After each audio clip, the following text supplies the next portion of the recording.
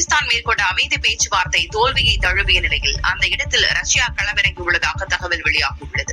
பாகிஸ்தான் தலைநகர் இஸ்லாமாபாத்தில் ஈரான் மற்றும் அமெரிக்கா இடையே நடைபெற்ற அமைதி பேச்சுவார்த்தை தோல்வியை தழுவியதாக இருதரப்பும் அறிவித்துள்ளன. இச்சூழலில் அமைதி பேச்சுவார்த்தைக்கான களத்தில் ரஷ்யா குதித்துள்ளது உலகளவில் கவனம் ஈர்த்திருக்கிறது. பாகிஸ்தானில் பேச்சுவார்த்தை தோல்வியை தழுவிய உடனேயே ரஷ்ய அதிபர் புட்டின் ஈரான் மற்றும் இஸ்ரேல் ஆகிய இரு நாடுகளின் உயர்மட்ட தலைவர்களுடன் தொலைபேசியில் தொடர்பு கொண்டு பேசியதாக செய்திகள் வெளியாகின. இதுகுறித்து ரஷ்ய அதிபர் மாளிகையான கிரெம்ளின் வெளியிட்ட அறிக்கையில், மத்திய கிழக்கில் அமைதியை நிலைநாட்டும் முயற்சிகளுக்கு மத்தியஸ்தம் செய்ய தான் தயாராக இருப்பதாக ரஷ்ய அதிபர் விளாடிமிர் புட்டின் ஈரானிய அமைச்சர் மசூத் பெஷஷ்கியானுடன் பேசியதாக கூறப்பட்டிருக்கிறது.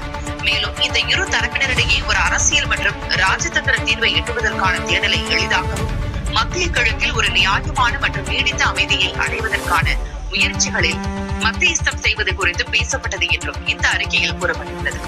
அதோடு ரஷ்ய வெளியுறவுத்துறை அமைச்சர் செர்ஜி லாவ்ரோவ் ஈரானுக்கு ஒரு அவசர பயணத்தை மேற்கொண்டு ஈரானிய தலைவர்களுடன் நேரடியாக பேசியதாகவும் கூறப்படுகிறது. அதே நேரம் ரஷ்யா யுக்ரைன் போருக்காக ஈரானின் ஆயுதங்களை பயன்படுத்தி வருவதோடு ஈரானுக்கு ரஷ்யா ஆயுத உதவியும் வழங்கி வருகிறது.